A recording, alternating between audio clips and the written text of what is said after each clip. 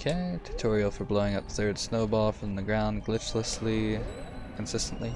I had it 5 times in a row. It's not the easiest trick in the world, but it should be doable. So I keep tabs on that fourth snowball. The reason why it's so dumb to do is the wind, of course, is RNG, and it's not synced up. I'm just going to make an example real quick.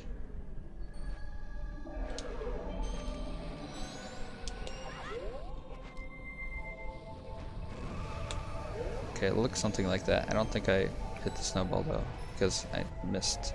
But if I had thrown a little to the right, then I would have gotten it.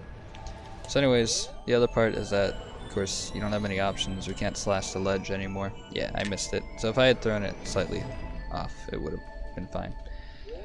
Anyways, that's what the trick looks like. So what I'm doing, like I said, is keeping tabs over here on the snowball. Once it gets to that point, that's actually a little after what I like to go for, but this line right here, that very bright white line along this icicle, platform, support beam, whatever you want to call this thing. More so when the snowball crosses the middle of it, like I said, it's a little after. That's when I start doing 4 rolls and a step if I need to. And then when I do this, I'm aiming for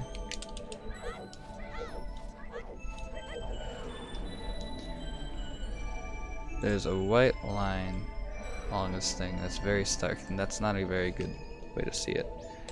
But basically, I aim to be, if not on this white line, then slightly to its left. Those seem to work best. If I'm a little further down, just because the wind pushes me down, then I do the opposite what I'm about to tell. But I usually look for things that stick out to me as this black line here when it comes to trying to aim for this thing, and just do my best to aim for it. And then it's that close to the ledge. Nice. This is always annoying.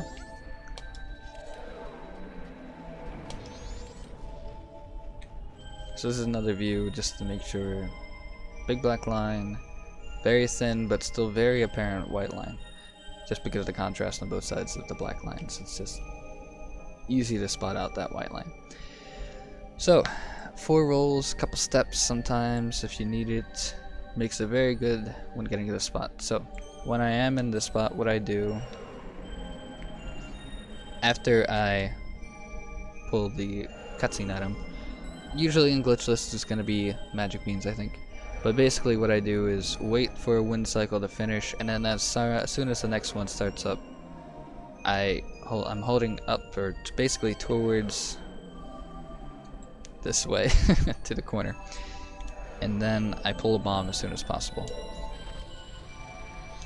Then you do what you gotta do to throw the bomb to the snowball. I usually do walk down. That's important because that's going to affect where exactly you land, where you end up. There might be a better setup possible. This is just like what I worked out, what I'm going with just for my proof of concept. So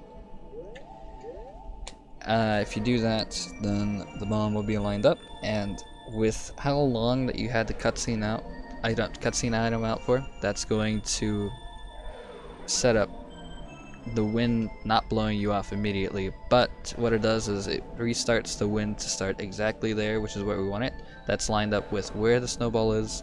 That's why we do specifically 4 rolls, or 4 rolls and a step or 2, or 3 or 4 I think also works. And then that just basically forces the RNG to line up just right for us. And then we blow out the snowball with the bomb, and then we go on roll, ESS roll right after.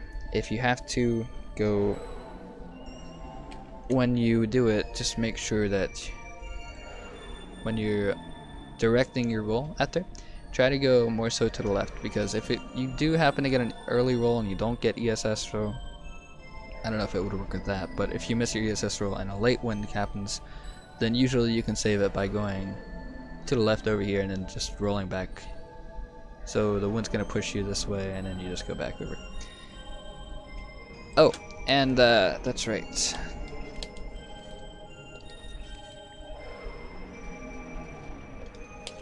Just for the sake of notes, let's say you're over here by the time you pull your cutscene item out.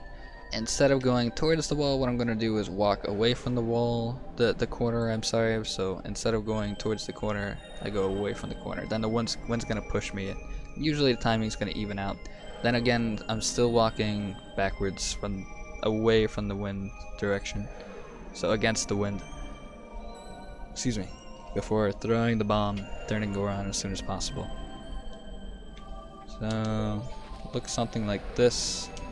Except the wind's going to be in a lot better position typically. So again, it looks like this. I should get a success this time. It's really late and I want to move on to the next step that I want to experiment with. That's why this is like a sloppy but informative recording tutorial. I plan on making a better tutorial later with the whole trick involved after it's all planned out.